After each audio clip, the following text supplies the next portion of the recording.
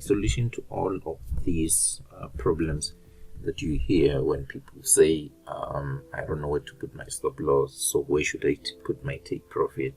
Because you must understand, we always have two sets of problems that commonly found when you're trading or when you're upscaling or when you're trading. So you have people with a problem of where they should put their stop losses. Some people put their stop loss too close, or they put it too far and they end up losing too much, or put it too far and end up because the stop loss is, if it's too far, you're gonna end up either risking way too less, and then you find the reward is too small, or it's frustrating. So the advantage that you will have with what I'm about to tell you is you will get to calculate like how big is the reward before you enter a trade. So my solution to all of this is using patterns. This was when I found patterns and their use, because everyone knows the patterns, but they don't know what's the use of patterns. So if you've got your reversal patterns, you've got your continuation patterns, as I've put here. So we're going to be looking at this whiteboard, and I'm going to be showing you how I use patterns for my advantage. And my patterns, they tell me where I should put my stop loss, where I should, if I enter at a certain point, where I should put my stop loss, and where should I be looking to take profit. So let's look at first the reversal patterns. The reversal patterns, I'm going to be choosing one or two from each side. So let's start with the first one, which is let's go for a bullish expanding triangle. So this is what a bullish expanding triangle would look like. Let's put that there. Okay, now we draw our structure. What is it doing there? Okay.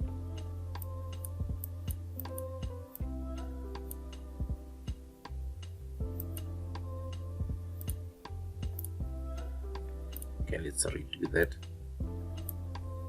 Okay, so now what do we have here? We have our, let's put that there, our bullish expanding triangle. So now this is our bullish expanding triangle. So how would I be looking at this? Let's change the color to green. So this for me would be a push to the upside. So if this is a push to the upside, and I know, and I've done my top-down analysis, I would be looking at, if I'm catching the trade somewhere here in the middle, I would know, okay, I'm looking for my first take profits to be somewhere up here. So now this automatically tells you that this is the reward. This is your reward, potential reward. So now let's change the color to red. So now where would I have to put my stop loss? My stop loss would have to be here. So now if my trade is here, so that means, let me show you, that means my risk to reward, is the same as my risk, or it's similar to my risk. So that means this, where price is currently, it tells me that it's not really a place for me to be entering unless this is on a very high time frame or in a bigger time frame. So for me, that becomes a criteria to say, when you enter, you must be looking for, maybe if this is a bigger time frame, the advantage with this being a bigger time frame, it shows you that we can drop down to smaller time frames and we find smaller levels. But if this is your entry time frame, and you're seeing a pattern like this becomes disadvantageous to enter in the middle of the whole pattern, so you don't enter in the middle of the pattern. So your entry points have to be down here and up here. I will show you why I'm saying that. If it's a smaller time frame, guys, if it's a smaller time frame, you must note what I'm saying. If it's a smaller time frame, that's what you do. So for me, I'm giving you how I would do things. So now if price is somewhere here and I could see early rejections, it's easier for me to look for entries, because I would have to put my stop loss, let's go for stop loss, somewhere down here or here. So now my reward, let's go for the blue screens, guys. My reward is potentially here. Before we can look outside the pattern, guys, don't look outside the pattern first. No matter if the pattern is showing you that it's gonna come up to somewhere here or something like that, but first look within the pattern, so that you can break even quickly. So this is my TP1, and then this is my stop loss. Let's use a different color for that. So my stop loss, my SL, is down here. So when you compare the risk to the reward, you can see that the reward is already bigger, so the trade is worth taking around these areas. So that's what I would see with my pattern, my bullish expanding triangle. It will tell me, okay, this is the area in which it's acceptable to take the trade. Which other area is acceptable to take the trade? After a break of this, at the break of this, we would check if price doesn't come back to give us a pattern, then we can go.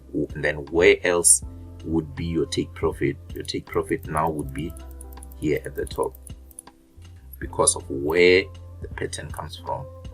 So because of the pattern, we've been able to realize, okay, we have a stop loss and we have a take profit.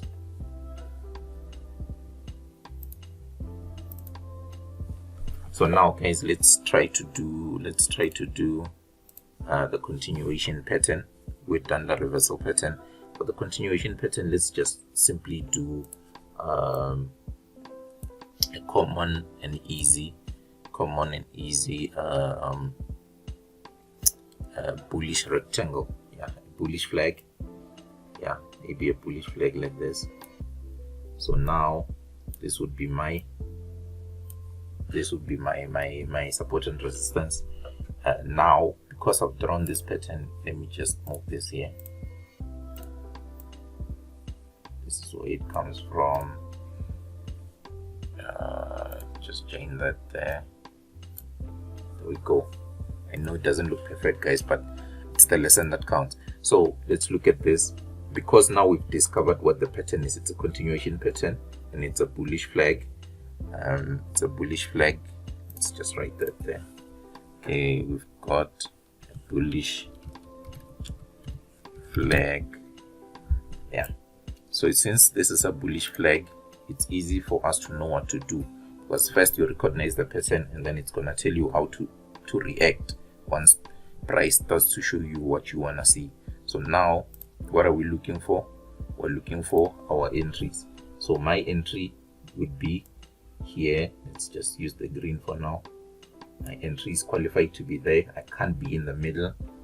So now if the entry is in the middle, it's here, our stop loss zone would be here, and then our take profit would be this much. So now, because if this is a bigger, remember first we check if this is it's a higher time frame. This is how we'd be looking at it. We don't trade outside unless it's a smaller time frame that we're in. But if now we're in a bigger time frame, this is how we'd look at it. First, you take profit, and your break even would be your first take profit would be here. This would be your TP1. So now this would be your stop loss. Your stop loss would be somewhere here. So that means entry is at this point.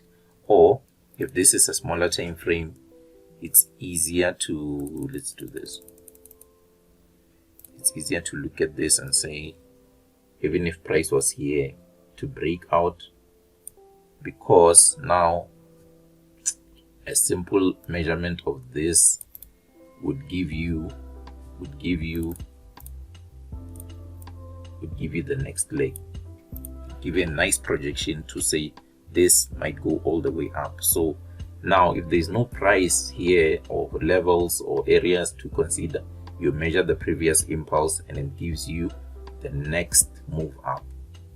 So that's how patterns can help you see where your entries and your stop loss should be. I just don't want to make the video too long, guys, but thank you for tuning in. Make sure to subscribe. See you on the next video.